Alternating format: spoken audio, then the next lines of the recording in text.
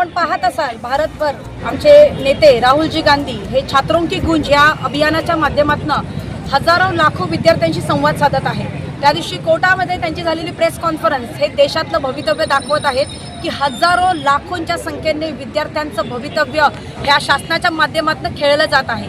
आज देशाची अर्थव्यवस्था जिथे 2.5 लाख 230 लाख हजार कोटी एवढे अर्थव्यवस्था जर नीटच्या परीक्षेवर लागत असेल, एवढा अर्थकारण जर होत असेल, भ्रष्टाचार होत असेल, जिथे संस्थेपासून ते क्लासेसपर्यंत भ्रष्टाचार होत असेल, अशा वेळेला ह्या सरकारच्या माध्यमातून 2020 साली सुद्धा हा भ्रष्टाचार झाला होता।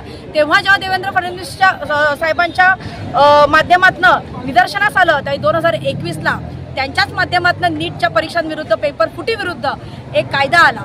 असा कायदा जर 2021ला येत असेल आणि पुन्हा एकदा जर 2026ला अशा पद्धतीने घटना पुनश्च घडत असेल तर मला असं वाटतं या सरकारचं अपयश आहे। 2026 मध्ये घडलेल्या या घटनेची संपूर्ण जबाबदारी शासनाने घ्यावी।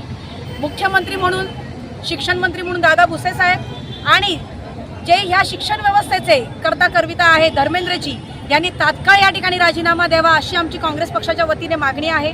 आज भारतभर राहुल गांधींच्या माध्यमातून तसेच महाराष्ट्रभर हर्षवर्धन सकपाळजी यांच्या माध्यमातून, शिवराजजी मोरे यांच्या माध्यमातून मोहीम राबवली जाते छात्रों की गूंज।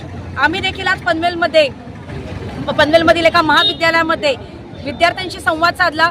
200 विद्यार्थ्यांशी संवाद साधल्यानंतर लक्षात आलं की विद्यार्थी पालक आज त्रस्त आहेत, आज टेन्शनमध्ये आहेत, कारण का होम लोनची स्वप्न पाहणारे लोक आज घरं विकत आहेत, आज एज्युकेशनल लोन काढत आहेत, दागिने विकत आहेत आणि मुलांना शिक्षण देत आहेत। कोणाला डॉक्टर बघायचं आपल्या मुलाला, परंतु आज पेपर फुटीमुळे त्यांच्या आत्महत्येची वेळ आलेली आहे। आणि अशा वेळेला राहुलजी गांधी यांच्या नेतृत्वाखाली भारतभर आणि आम्ही महाराष्ट्रभर या मोहिमेच्याद्वारे विद्यार्थ्यांच्या मदतीसाठी पुढे येणार आहोत।